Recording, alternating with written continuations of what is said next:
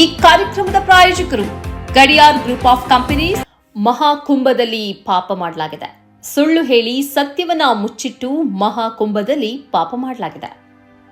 ಪ್ರಯಾಗ್ರಾಜ್ ಮಹಾಕುಂಭದಲ್ಲಿ ಸಂಭವಿಸಿದ ಘಟನೆಗಳು ಮತ್ತು ಸರ್ಕಾರದ ನಿರ್ಲಕ್ಷ್ಯ ಆಘಾತಕಾರಿಯಾದದು. ಸಮಗ್ರ ವ್ಯವಸ್ಥೆಯ ವೈಫಲ್ಯವನ್ನ ಬಹಿರಂಗಪಡಿಸಿವೆ. ಅಪಾರ ಜನರ ಸಮೂಹ ಸುನಾಮಿಯ ರೀತಿಯಲ್ಲಿ ನುಗ್ಗಿದ್ದು ನಿಯಂತ್ರಣ ತಪ್ಪಿದ ಪರಿಸ್ಥಿತಿಯಿಂದಾಗಿ ಅನೇಕರು ಪ್ರಾಣ ಕಳೆದುಕೊಂಡಿದ್ದಾರೆ. ಆದರೂ ಸರ್ಕಾರ ಮತ್ತು ನಿರ್ವಹಣಾ ಅಧಿಕಾರಿಗಳು ಸುಳ್ಳು ಹೇಳಿಕೆಗಳನ್ನು ನೀಡುತ್ತಾ ತಮ್ಮ ದೋಷ ಮುಚ್ಚಿಕೊಳ್ಳಲು ಪ್ರಯತ್ನಿಸುತ್ತಿದ್ದಾರೆ. ಅಭೇದ್ಯ ಸುರಕ್ಷೆ ಅಥವಾ ಕೇವಲ ಭ್ರಮೆ? ಮಹಾಕುಂಭಕ್ಕೂ ಮುನ್ನ ಸರ್ಕಾರ ಭರವಸೆ ನೀಡಿತ್ತು. ನಿರ್ವಹಣೆ ಅಪರೂಪದ್ದಾಗಿರುತ್ತದೆ. ಮೂಲೆ ಮೂಲೆಯಲ್ಲೂ ನಿಗಾ ಇಡಲಾಗಿದೆ. ಯಾವುದೇ ಅವ್ಯವಸ್ಥೆ ನಡೆಯುವುದಿಲ್ಲ. 2700ಕ್ಕೂ ಹೆಚ್ಚಿನ ಸಿಸಿಟಿವಿಗಳು, ನಗರ ಕಂಟ್ರೋಲ್ ರೂಮ್, ಎಂಟಿ ಡ್ರೋನ್ ತಂತ್ರಜ್ಞಾನ, ಎಐ ತಂತ್ರಜ್ಞಾನದ ಬಳಕೆ ಇವೆಲ್ಲದರ ಬಗ್ಗೆ ದೊಡ್ಡ ಘೋಷಣೆಗಳೇ ನಡೆದವು. ಆದರೆ ತಾತ್ವಿಕವಾಗಿದ್ದ ಈ ಭರವಸೆಗಳೆಲ್ಲ ಭಸ್ಮವಾಗಿದ್ದವು. ಅಧಿಕಾರಿ ಡಿಐಜಿ ವೈಭವ ಕೃಷ್ಣ ಮತ್ತು ಅವರ ತಂಡ ಎಲ್ಲಿ ಹೋಗಿತ್ತು? ಅವರು ಹೇಳಿದ ಸಿಸಿಟಿವಿಗಳ ಹಿನ್ನೋಟ ಎಲ್ಲಿ? ನಗರ ನಿಯಂತ್ರಣ ಕೊಠಡಿಯಿಂದ ಏನನ್ನ ನೋಡಿ ಏನನ್ನ ನಿರ್ಧರಿಸಲಾಯಿತು? ಅದಕ್ಕೆ ಉತ್ತರ ಸಿಕ್ಕಿಲ್ಲ. ಮಹಿಳಾ ಸಿಪಾಯಿಯ ವಿಲಾಪ. ತಕ್ಷಣದ ನೆರವಿಗೆ ಮೊರೆ ಇಡುವ ಮಹಿಳಾ ಸಿಪಾಯಿ ತನ್ನ ಮೇಲಾಧಿಕಾರಿಗಳಿಗೆ ಕರೆ ಮಾಡಿ ಪೊಲೀಸ್ ಪಡೆ ಕಳುಹಿಸಿ ಸ್ಥಿತಿ ಹತಾಶಕವಾಗಿದೆ ಎಂದು ಅಳುತ್ತಿದ್ದಳು.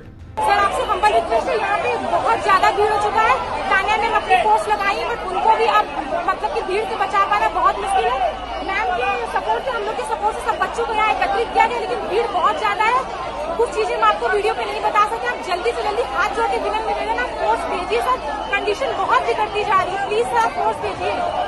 ಆದರೆ ಮೇಲಾಧಿಕಾರಿಗಳು ಕಿವಿಗೊಡಲಿಲ್ಲ. ನಮಗೆ ಮಾಹಿತಿ ಇರಲಿಲ್ಲ ಎಂಬ ಉದಾಸೀನದ ಉತ್ತರ ಕೊಟ್ಟರು. ಆದರೆ ಮಹಿಳಾ ಸಿಪಾಯಿ ತಕ್ಷಣದ ಕ್ರಮಕ್ಕೆ ಮೊರೆ ಇಡುತ್ತಿದ್ದಳು. ಸೂಪರ್ ಭದ್ರತೆ ಎಂಬ ಸರ್ಕಾರದ ಹೇಳಿಕೆ ಮತ್ತು ಜಾಗೃತ ಪೊಲೀಸ್ ವ್ಯವಸ್ಥೆಯ ಸತ್ಯಾವಸ್ಥೆ ಈ ಮಹಿಳಾ ಸಿಪಾಯಿಯ ಕರೆಯೊಂದಿಗೆ ಧೂಳಿಪಟವಾಯಿತು. ಮಧ್ಯರಾತ್ರಿ ಜನ ನುಗ್ಗುತ್ತಿರುವಾಗ ಮುಖ್ಯಮಂತ್ರಿ, ಡಿಜಿಪಿ, ಹಿರಿಯ ಅಧಿಕಾರಿಗಳು ಎಲ್ಲಿದ್ದರು? ಅದೇ ಸಮಯದಲ್ಲಿ ಜನರು ಅಪಾರ ಪ್ರಮಾಣದಲ್ಲಿ ಕಾಲ್ತುಳಿತಕ್ಕೆ ತುತ್ತಾದರು. ಜನರು ಪ್ರಾಣ ಕಳೆದುಕೊಂಡರು. ಆದರೆ ಸರ್ಕಾರದ ವರದಿ ಬಂದದ್ದು 18 ಗಂಟೆ ತಡವಾಗಿ. ಅಲ್ಲಿಯವರೆಗೆ ಮುಖ್ಯಮಂತ್ರಿ ಏನೂ ಆಗಿಲ್ಲ, ಇದು ಕೇವಲ ವದಂತಿ ಎಂದೇ ಸಾಮಾಜಿಕ ಜಾಲತಾಣದಲ್ಲಿ ಬರೆದುಕೊಂಡಿದ್ರು. ಆರಂಭದಲ್ಲಿ ಸರ್ಕಾರ ಅವ್ಯವಸ್ಥೆ ಆಗಿಲ್ಲ ಎಂಬ ಸುಳ್ಳು ಹೇಳಿಕೆ ನೀಡಿತು. ಆದರೆ ಸ್ಥಳೀಯ ಪತ್ರಿಕೆಗಳು ಮತ್ತು ವರದಿಗಳು 3ನೇ ದಿನವೂ ಭಾರೀ ಪ್ರಮಾಣದ ಚಪ್ಪಲ್, ಬ್ಯಾಗ್, ಬಟ್ಟೆಗಳ ಅವಶೇಷಗಳ ತೆರವು ಮಾಡಲಾಗ್ತಿದೆ ಎಂದು ವರದಿ ಮಾಡಿದ್ದವು. ಬಿದ್ದಿದ್ದ ಚಪ್ಪಲಿ ತೆರವು ಮಾಡಲು 3 ದಿನಗಳು ಮತ್ತು 100 ಟ್ರಕ್ಗಳು ಬೇಕಾಗಿದ್ದವು ಎಂದರೆ ಉಂಟಾದ ಅವಘಡದ ಪ್ರಮಾಣವನ್ನು ಅಂದಾಜಿಸಬಹುದು. ಇದು ಅಧಿಕಾರಿಗಳ ಅಸಡ್ಡೆಗೂ ಸಾಕ್ಷಿಯಾಗಿತ್ತು. ಈ ದುರಂತದ ನಂತರ ರಾಜಕೀಯ ಮುಖಂಡರು ತಮ್ಮ ಹೇಳಿಕೆ ಕೊಟ್ಟು ಕೈ ತೊಳೆದುಕೊಂಡ್ಬಿಟ್ರು. ಮುಖ್ಯಮಂತ್ರಿ ಸಾಂತ್ವನ ನೀಡಿ ಹೋದರು. ಆದರೆ ಅವರು ಕೊಟ್ಟ ವರದಿಯೇ ಲೋಪಪೂರಿತವಾಗಿತ್ತು. ವಿಪಕ್ಷಗಳು ಸರ್ಕಾರವನ್ನು ದೂಷಿಸಿದರೂ ಯಾವುದೇ ಪರಿಣಾಮಕಾರಿ ಕ್ರಮ ಕೈಗೊಳ್ಳಲಿಲ್ಲ. ಸಾಧು ಸನ್ಯಾಸಿಗಳು ಸರ್ಕಾರದ ಸುಳ್ಳುಗಳನ್ನು ಬಹಿರಂಗಪಡಿಸಿದ್ರು. 100 ಸಾವುಗಳು ಸಂಭವಿಸಿದ್ದ ಸೂತಕದ ಸಮಯದಲ್ಲೂ ಸೂತಕದ ಸ್ಥಳದಲ್ಲಿಯೇ ಸಾಧು ಸನ್ಯಾಸಿಗಳನ್ನ ಸ್ಥಾನಕ್ಕೆ ಕಳಿಸಲಾಯಿತು. ಉತ್ತರ ಪ್ರದೇಶ ಸರ್ಕಾರ ಸತ್ತವರ ಸಂಖ್ಯೆ 30 ದಾಟಿದೆ ಎಂದು ಎಲ್ಲಿಯೂ ಹೇಳಿಲ್ಲ. ಮಾರ್ಚರಿಯಲ್ಲಿ 58 ಶವಗಳು ಪತ್ತೆಯಾಗಿವೆ ಎಂಬ ಸುದ್ದಿ ಬರುತ್ತಿದೆ. 1500 ಜನರು ನಾಪತ್ತೆಯಾಗಿದ್ದಾರೆ. ಅವರ ಕುಟುಂಬಗಳು ಇದುವರೆಗೂ ಅವರಿಗಾಗಿ ಹುಡುಕಾಡ್ತಿವೆ. ಅವರಿನ್ನೂ ಬದುಕಿದ್ದಾರೆ ಎನ್ನುವ ಯಾವ ಭರವಸೆಯೂ ಉಳಿದಿಲ್ಲ. 10 ಕೋಟಿ ಜನ ಪಾಲ್ಗೊಳ್ಳುವ ಮಹಾಕುಂಭಕ್ಕೆ ಸೂಕ್ತ ವ್ಯವಸ್ಥೆ ಇಲ್ಲದಿದ್ದರೆ ಅವರನ್ನ ಯಾಕೆ ಆಮಂತ್ರಿಸಬೇಕಿತ್ತು? 25 ಕೋಟಿ ಉತ್ತರ ಪ್ರದೇಶದ ಜನಸಂಖ್ಯೆ. ಇದರ ಅರ್ಧ ಭಾಗ ಕುಂಭಮೇಳದಲ್ಲಿ ಸ್ಥಳದಲ್ಲಿ ಸೇರಿತ್ತು. ಈ ಘಟನೆ ಯೋಗಿ ಸರ್ಕಾರದ ವೈಫಲ್ಯಕ್ಕೆ ಸ್ಪಷ್ಟ ಸಾಕ್ಷಿ.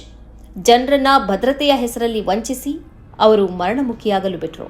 ಮಹಿಳಾ ಸಿಪಾಯಿಯ ಆಕ್ರಂದನ, ನಾಪತ್ತೆಯಾದ ಜನ, ಸತ್ತವರು ಮತ್ತು ಅವರ ಕುಟುಂಬಗಳು ಇವರು ಆ ನಿಷ್ಕಾಳಜಿತನದ ಪ್ರಭಾವಿತರು. ನಮಗೆ ಮಾಹಿತಿ ಇರಲಿಲ್ಲ ಎಂಬ ಮಾತು ಆಡಿದ ಅಧಿಕಾರಿಗಳು ತಮ್ಮ ಹುದ್ದೆ ತೊರೆಯಬೇಕು. ಈ ದುರ್ಘಟನೆಗೆ ನೈತಿಕ ಹೊಣೆಗಾರಿಕೆ ತೆಗೆದುಕೊಂಡು ಸತ್ಯವನ್ನ ಒಪ್ಪಿಕೊಳ್ಳಬೇಕು. ಅಸಡ್ಡೆಯ ಕರಾಳ ಮುಖವನ್ನ ಜನತೆಗೆ ಈಗ ತೋರಿಸಬೇಕಾಗಿದೆ. Gadiar Group of Companies, synonymous with excellence and innovation, stands as your dynamic partner for progress. Gadiar Group ensures safety as guardians in firefighting and builds vibrant communities in real estate. Building tomorrow, today.